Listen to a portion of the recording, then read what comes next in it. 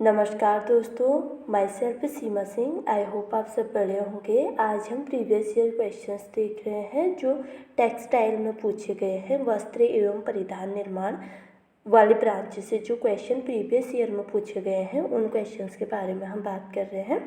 अगर हम किसी एग्ज़ाम्स की तैयारी कर रहे हैं जैसे TGT, PGT, net, DSSB, GIC exams की अगर हम तैयारी कर रहे हैं तो ये प्रीवियस ईयर क्वेश्चंस हमारे लिए काफ़ी इम्पोर्टेंट हो जाते हैं। तो देखते हैं हमारा क्वेश्चन नंबर फर्स्ट क्या है। क्वेश्चन नंबर फर्स्ट है, ये क्वेश्चन डीएसएसबी पीजीटी 2018 में पूछा गया है। क्वेश्चन नंबर फर्स्ट है, निम्न सघनता वाले कपड़े का जो निम्न सघनता वाला कपड़ा होता है उसमें क्या होता है। ए ऑप्शन है बेहतर हस्त होता है, यानी कि जो बेहतर एम्ब्रॉयडरी होती है, हस्तकला होती है वो होती है। बी ऑप्शन है लचीलापन होता है। सी ऑप्शन है आवरण कम होता है और डी ऑप्शन है भार कम होता है। तो क्वेश्चन नंबर जो फर्स्ट है, जो निम्न सघनता वाला कपड़ा होगा उसमें क्या होता है, उसका भार कम होता है। ठीक है, क्वेश्चन नंबर फर्स्ट का डी राइट आंसर है। निम्न सघनता वाले कपड़े का भार कम होता है।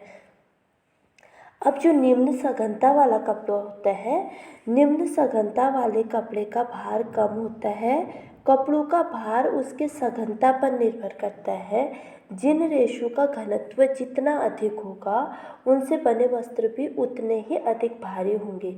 रेशम, रियोन के वस्त्र निम्न सघनता वाले होते हैं, यानी कि जो रेशम और रियोन होता है उसके जो कपड़े होते हैं कम भारी होते हैं। वो अन्य कपड़ों से, जैसे ऊनी कपड़े, कॉटन के कपड़ों, उनसे क्या होते हैं, कम भारी होते हैं। इसलिए इनको जो निम्न सघनता वाले कपड़े होते हैं उनको भार, जो उनका भार वजन होता है वो अन्य कपड़ों से कम होता है। ठीक है, अगला क्वेश्चन देखेंगे। क्वेश्चन नंबर सेकंड है, वस्त्र मंत्रालय नवंबर डैश में सृजित हुआ है, यानी कि जो वस्त्र मंत्रालय है इसको जब सृजित किया गया, इसको जब बनाया गया, कब बनाया गया, 1959 में।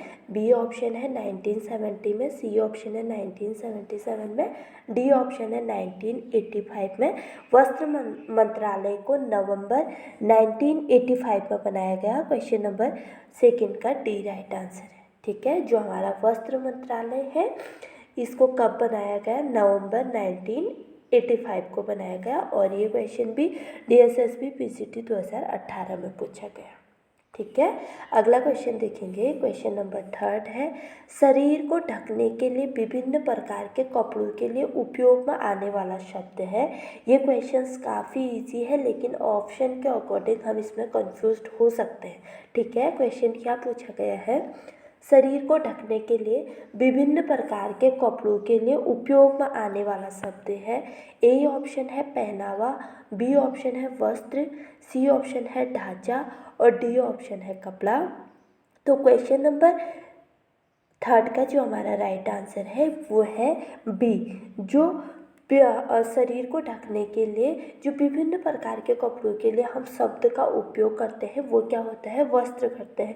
पहनावा तो हम उसको बोलते हैं, हमने क्या पहना है उस चीज़ को पहनावा बोला जाता है। लेकिन जिस कपड़े का हम उपयोग करते हैं, कपड़ों का जो उपयोग करते हैं अपने शरीर को ढकने के लिए, उसे हम क्या बोलते हैं, वस्त्र बोलते हैं। क्वेश्चन नंबर थर्ड का बी राइट आंसर है और ये क्वेश्चन डीएसएसबी पीजीटी 2018 में पूछा गया है। ठीक है, क्वेश्चन नंबर थर्ड का बी राइट आंसर है। अगला क्वेश्चन देखेंगे। क्वेश्चन नंबर 4 है, निम्नलिखित में से कपड़ों का सिद्धांत कौन सा है, यानी कि जो ऑप्शन दे रखे हैं इनमें से कपड़ों का एक कोई सिद्धांत है वो कौन सा है। ए ऑप्शन है इंडिविजुअलिटी, जिसे हम व्यक्तिगता बोलते हैं। बी ऑप्शन है कन्फर्मिटी, अनुरूपणीयता और सी ऑप्शन है टैटूइंग, डी ऑप्शन है मॉडेस्टी या शालीनता। यूजीसी नेट 2017 में ये क्वेश्चंस पूछा गया है। जो वर्ड है वो काफ़ी डिफ़िकल्ट है, इसके अकॉर्डिंग ही जो हमारा क्वेश्चन है वो भी काफ़ी डिफ़िकल्ट हो जाता है। ठीक है, क्वेश्चन नंबर 4 क्या है, निम्नलिखित में से कपड़ों का सिद्धांत कौन सा है। तो जो कपड़ों का सिद्धांत है वो मॉडेस्टी है। ठीक है, मॉडेस्टी यानी कि शालीनता कपड़ों का एक सिद्धांत है। क्वेश्चन नंबर 4 का डी राइट आंसर है। अगला क्वेश्चन देखेंगे। क्वेश्चन नंबर 5 है, पॉलिस्टर के तंतु बने होते हैं, जो पॉलिस्टर के तंतु होते हैं वो किसके बने होते हैं? ए ऑप्शन है कैप्रोलैक्टम के, बी ऑप्शन है पॉलीयूरेथेन के, सी ऑप्शन है एल्केन्स के और डी ऑप्शन है इथिलीन टेरिपेथिलिक एसिड के। ये क्वेश्चन यूजीसी नेट 2017 में पूछा गया है। पॉलिस्टर के जो कपड़े होते हैं वो एथिलीन टेरिपेथिलिक एसिड के बने होते हैं। क्वेश्चन नंबर 5 का डी राइट आंसर है। ठीक है, जो पॉलिस्टर के कपड़े होते हैं वो किसके बने होते हैं? इथिलीन टेरिपेथिलिक एसिड के बने होते हैं।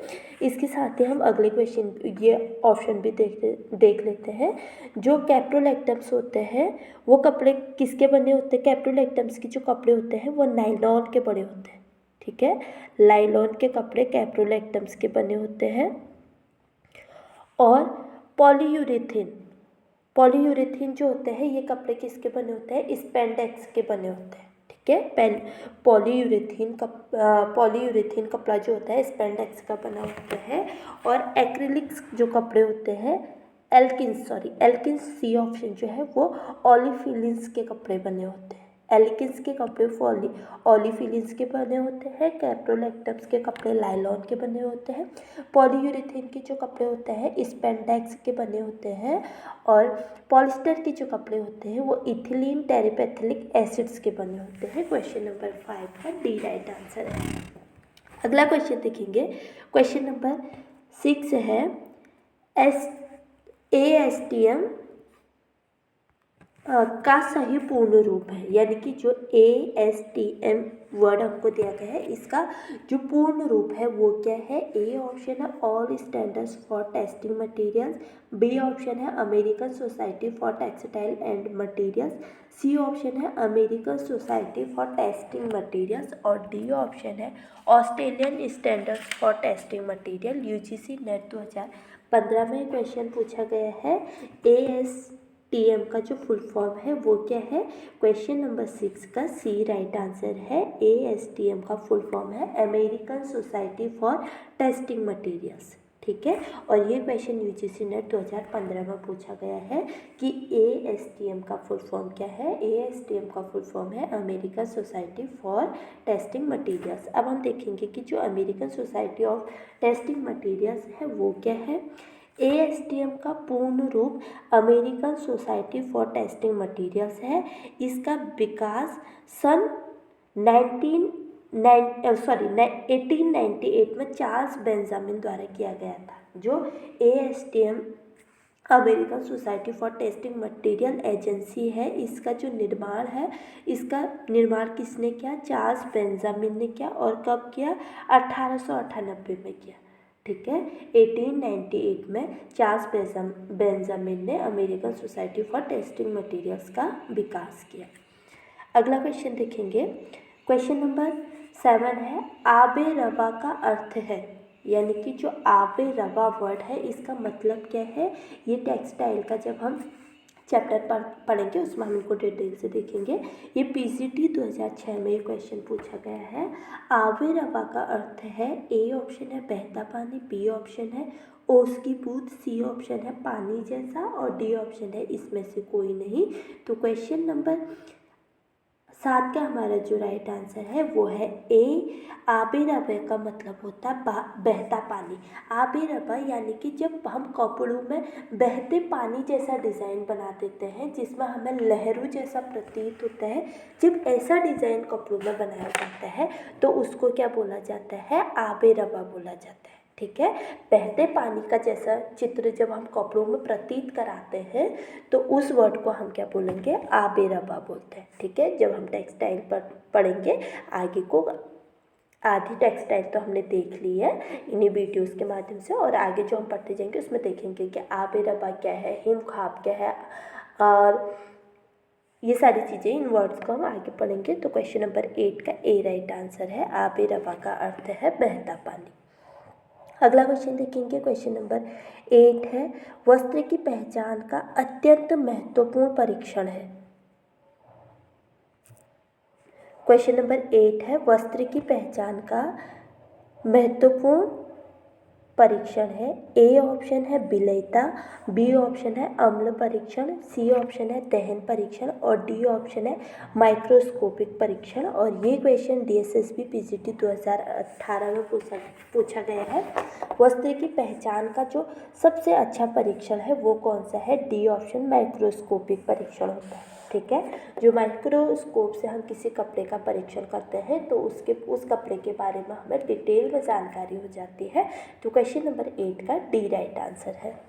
अगला क्वेश्चन देखेंगे, क्वेश्चन नंबर 9 है, सबसे कम घर्षण प्रतिरोध रेशा है, यानी कि जिसमें सबसे कम घर्षण पाया जाता है वो कौन सा रेशा है? ए ऑप्शन है निष्प्रभ, बी ऑप्शन है 4 खाने सूती कपड़ा और सी ऑप्शन है मोटा सूती कपड़ा और डी ऑप्शन है साटिन। ये क्वेश्चन UPLT में पूछा गया है। सबसे कम घर्षण वाला कपड़ा जो होता है वो सी ऑप्शन है मोटी सूती कपड़ा। जो मोटा सूती कपड़ा जैसे नमदा होता है ना, नमदा को हम मोटे सूती कपड़े से ही नमदा को बनाया जाता है। तो जो मोटा सूती कपड़ा होता है वो क्या होता है, उसमें सबसे कम घर्षण पाया जाता है। ठीक है, अगर हम इस पर अधिक घर्षण दे देंगे तो इसके रेशे क्या हो जाएंगे? बिखर जाएंगे। तो क्वेश्चन नंबर 9 का सी राइट आंसर है। अगला क्वेश्चन देखेंगे, क्वेश्चन नंबर 10 है, रेशु का वह गुण जिसमें रेशु को दबाने के पश्चात छोड़ देने पर अपना पूरा आयतन प्राप्त कर लेता है कहलाता है। यानी कि रेशु का वह कौन सा गुण होता है जब हम रेशु को दबाते हैं और उसके बाद जब हम उसको छोड़ देते हैं तो वो अपनी पूर्व आकृति में आ जाता है। उस गुण को हम क्या कहेंगे? ए ऑप्शन है लचीलापन कहेंगे, बी ऑप्शन है प्रत्यास्थता कहेंगे, सी ऑप्शन है प्रतिस्कंदता पर कहेंगे और डी ऑप्शन है तनाव सामर्थ्य कहेंगे। तो क्वेश्चन नंबर 10 का सी राइट आंसर है। जब हम रेशु को दबाते हैं और उसके पश्चात हम उसको छोड़ देंगे, छोड़ने के बाद जब कपड़ा अपने पूर्व आकृति में आ जाएगा उसी को हम प्रतिस्कंदता कहते हैं और UPLT 2018 में ये पूछा गया है। जो प्रतिस्कंदता का गुण होता है वो ऊनी वस्त्रों में सबसे अच्छा होता है, क्योंकि जब हम ऊनी वस्त्रों को खींचते हैं या उन पर किसी तरीके का दबाव डालते हैं, दबाव डालने के बाद जब हम उसको हटाते हैं उस दबाव को, तो ऊनी वस्त्रों का जो पूर्व आकार होगा, पूर्व आकार जिस आकार में वो होंगे उस आकार में वो ढल जाते हैं। इसीलिए जो ऊनी वस्त्र है उनमें प्रतिस्कंदता का गुण सबसे अच्छा होता है और क्वेश्चन नंबर 10 का सी राइट आंसर है। तो टेक्सटाइल के हमने 10 क्वेश्चन देखे जो प्रीवियस ईयर्स में पूछे गए हैं और